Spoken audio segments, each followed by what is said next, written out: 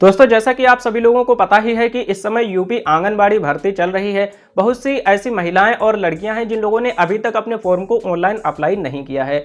तो सबसे पहले मैं आपको बता दूं कि अंतर्गत कौन कौन सी महिलाएं और लड़कियां आवेदन कर सकती हैं। इसके बाद मैं आप लोगों को इसमें ऑनलाइन अप्लाई करने का पूरा कंप्लीट प्रोसेस मोबाइल फोन के माध्यम से दिखाने वाला हूं। तो देखिए, इस अंतर्गत ऐसी सभी लड़कियां और महिलाएं आवेदन कर सकती हैं जिनकी उम्र 18 वर्ष से लेकर के 35 वर्ष के बीच में है। इसी के साथ में अगर क्वालिफिकेशन की बात करी जाए तो ऐसी सभी लड़कियां और महिलाएं आवेदन कर सकती हैं जो कि इंटरमीडिएट पास हैं। इंटरमीडिएट के बाद में चाहे उन्होंने बीए किया हो, बीएससी किया हो या फिर कोई भी कोर्स किया हो, वो चल जाएगा, लेकिन मिनिमम क्वालिफिकेशन जो है वह आपकी इंटरमीडिएट है। और अगर दस्तावेज की बात करें तो आपके पास में यहाँ पर आय, जाति, निवास, ये तीनों दस्तावेज होने चाहिए। साथ ही आप लोगों के पास में इंटरमीडिएट की मार्कशीट होनी चाहिए। एक पासपोर्ट साइज का फोटो और सादा कागज पर आप लोगों को सिग्नेचर करके रख लेने हैं, जो कि आप लोगों को पोर्टल पर अपलोड करने होंगे। तो अगर आप भी इस भर्ती के अंतर्गत ऑनलाइन आवेदन करना चाहती हैं तो मैं आप लोगों को मोबाइल की स्क्रीन पर रजिस्ट्रेशन से लेकर के पूरा फाइनल सबमिट तक का प्रोसेस आप लोगों को दिखाने वाला हूं। तो चलिए शुरू करते हैं। वीडियो के डिस्क्रिप्शन बॉक्स में आपको लिंक मिलेगा, जैसे ही क्लिक करेंगे डायरेक्ट ही आप लोग इस वाली वेबसाइट पर आ जाएंगे।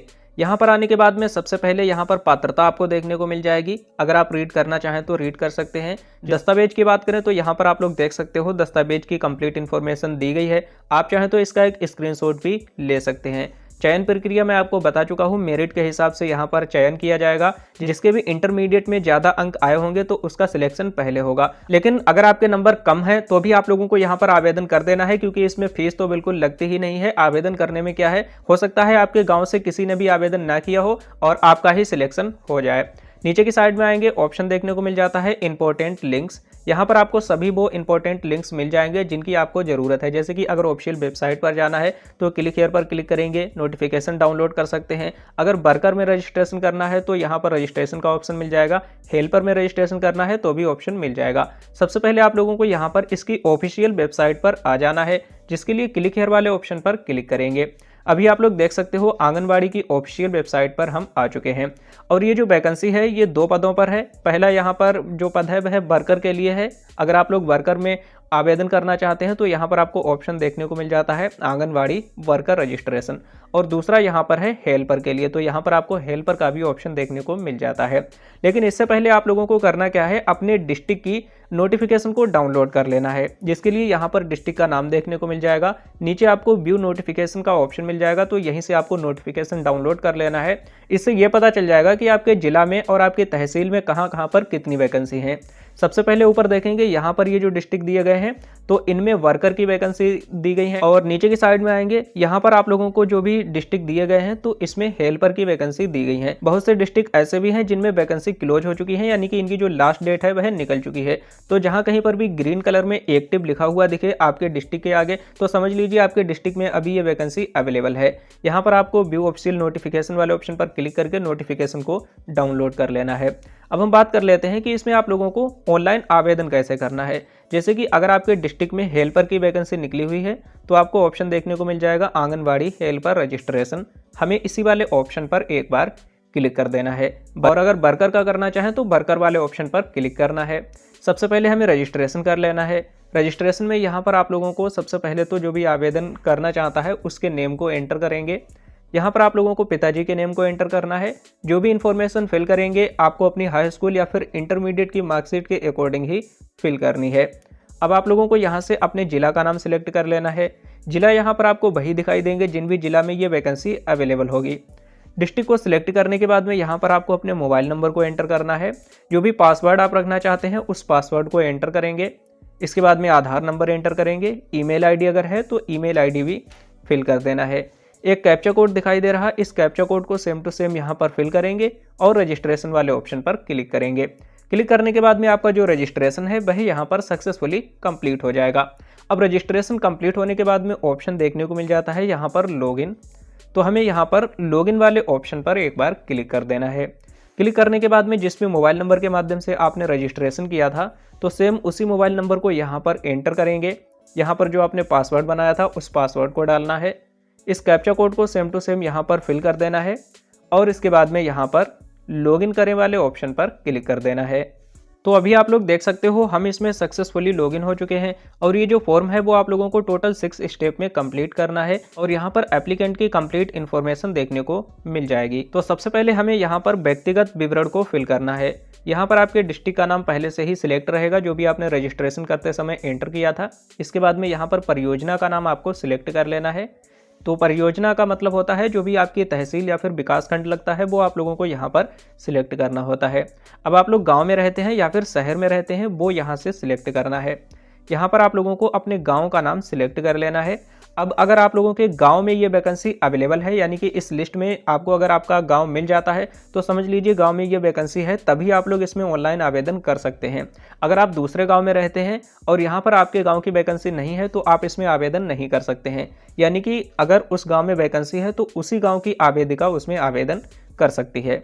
इसके बाद में यहाँ पर न्याय पंचायत का नाम लिखना है, तो इसमें भी आप अपने विलेज का नाम दे सकते हैं।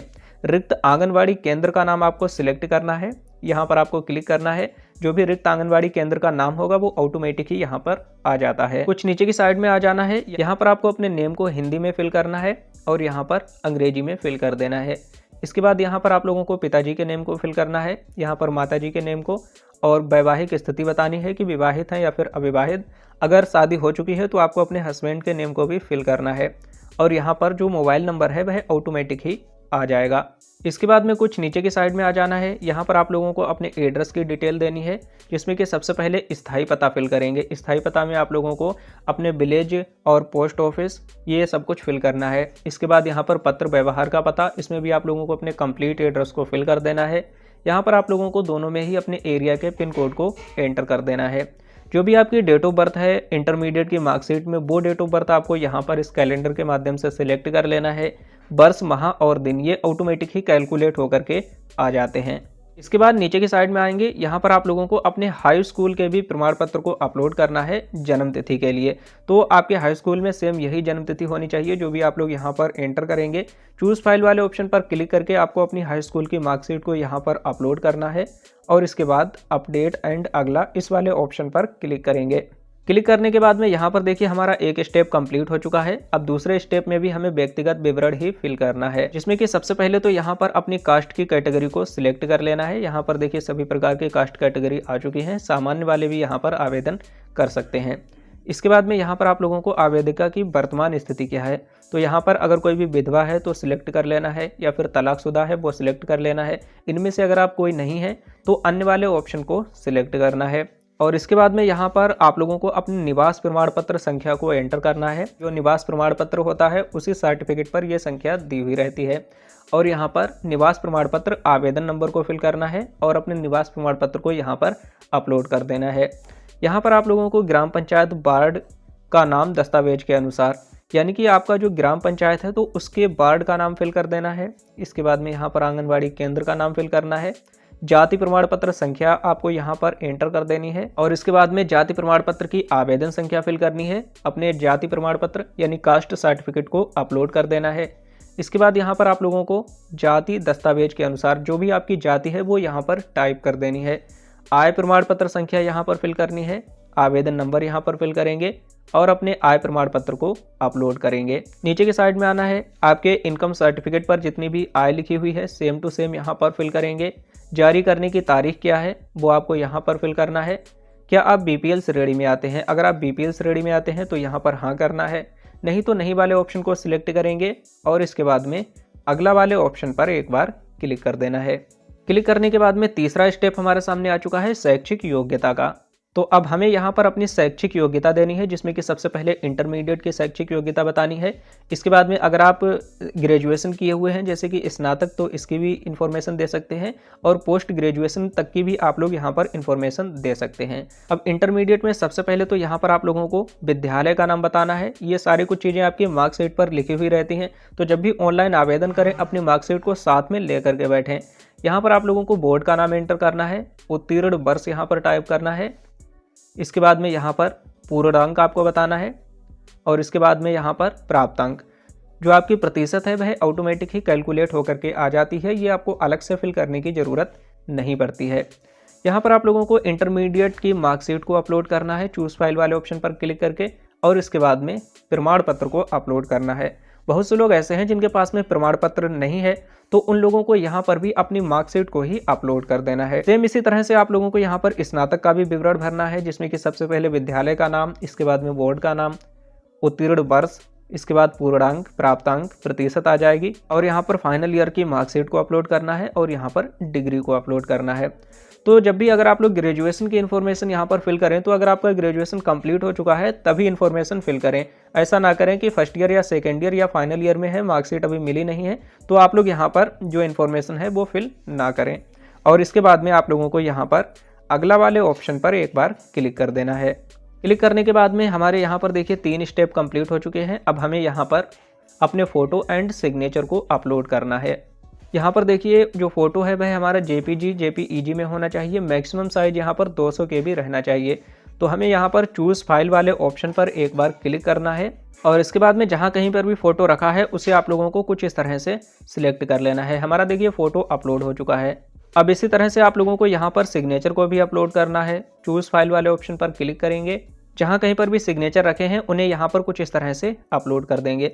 तो देखिए फ़ोटो और सिग्नेचर हमारे यहाँ पर अपलोड हो चुके हैं। अब आपको यहाँ पर अगला वाले ऑप्शन पर एक बार क्लिक कर देना है। क्लिक करने के बाद में कुछ इस तरह से वेरिफिकेशन होगा। कुछ देर तक आपको यहाँ पर वेट कर लेना है। वेरिफिकेशन आप देख सकते हैं सक्सेसफुल कंप्लीट हो चुका है। और अब लास्ट स्टेप आ चुका है घोषणा पत्र का। इसमें आप लोगों को कुछ भी करने की ज़रूरत नहीं है। यहाँ पर एक बॉक्स दिखाई दे रहा है, सिर्फ आपको इस वाले बॉक्स पर टिक लगा देना है और इसके बाद आपको अगला वाले ऑप्शन पर एक बार क्लिक कर देना है। और जैसे ही क्लिक करेंगे अभी आप लोग देख सकते हो आपके फॉर्म का जो भी कंप्लीट प्रीव्यू है वो आपके सामने कुछ इस तरह से आ जाएगा। यहाँ पर आपकी सभी कुछ इन्फॉर्मेशन आ जाएगी। आपने इंटरमीडिएट और ग्रेजुएशन पोस्ट ग्रेजुएशन की इन्फॉर्मेशन फिल की थी वो आ जाएगी। जाति या निवास की इन्फॉर्मेशन आ जाएगी। अगर आप लोग चाहें तो इसका एक प्रिंट आउट भी निकाल सकते हैं। नीचे आपको ऑप्शन प्रिंट का भी देखने को मिल जाता है, या और प्रिंट आउट निकाल करके आप लोग अच्छे से इस वाले फॉर्म को चेक कर सकते हैं। अगर आपको लगता है कि ये फॉर्म बिल्कुल सही है, यहीं पर अगर आप चेक करना चाहें तो कर सकते हैं, कोई भी मिस्टेक नहीं है, तो फिर आपको यहाँ पर एक ऑप्शन मिलेगा अगला। आपको इसी वाले ऑप्शन पर एक बार क्लिक कर देना है और जैसे ही अगला वाले ऑप्शन पर आप क्लिक करेंगे इसके बाद में यहाँ पर आपको ऑप्शन देखने को मिल जाएगा कन्फर्म का। तो आपको यहाँ पर कन्फर्म वाले ऑप्शन पर एक बार क्लिक कर देना है। अब जैसे ही कन्फर्म वाले ऑप्शन पर क्लिक करेंगे आपका जो फॉर्म है वह यहाँ से फाइनल सबमिट हो जाएगा। और जैसे ही फॉर्म फाइनल सबमिट हो जाता है इसके बाद में अब आप लोगों को इस वाले फॉर्म को कहीं पर जमा करने की ज़रूरत नहीं है। जैसे ही इसकी मेरिट लिस्ट लगेगी उसके बाद में आप लोगों को इसकी मेरिट लिस्ट में अपने नेम को चेक करना है। वहाँ पर अगर आपका नेम होता है तो आपका समझ लीजिए सिलेक्शन हो जाएगा। अब ये मेरिट लिस्ट कहाँ पर लगेगी, तो आपके डिस्ट्रिक्ट का जो CDO ऑफिस होता है वहाँ पर ये जो मेरिट लिस्ट है वो लगती है। अब इसकी जो पल पल की अपडेट है कब इसकी मेरिट लिस्ट लगेगी, तो ये जानने के लिए आप लोग हमारे चैनल को सब्सक्राइब कर सकते हैं। हमारे चैनल को सब्सक्राइब करके रखें। जैसे ही इसकी मेरिट लिस्ट लगेगी तो मैं उस पर एक कंप्लीट वीडियो बना दूंगा और उसके हिसाब से आप लोग इसकी मेरिट लिस्ट में अपने नेम को चेक कर सकते हैं। साथ ही इसकी जो इन्फॉर्मेशन है मैं अपने व्हाट्सएप ग्रुप और टेलीग्राम ग्रुप पर भी देता रहता हूं, तो आप लोग हमारे व्हाट्सएप ग्रुप और टेलीग्राम ग्रुप को भी ज्वाइन कर सकते हैं, जिसका लिंक मैंने आपको इस वीडियो के डिस्क्रिप्शन बॉक्स में दे दिया है। बाकी इस भर्ती से रिलेटेड कोई भी क्वेश्चन या फिर सवाल है तो आप हमसे कमेंट करके पूछ सकते हैं।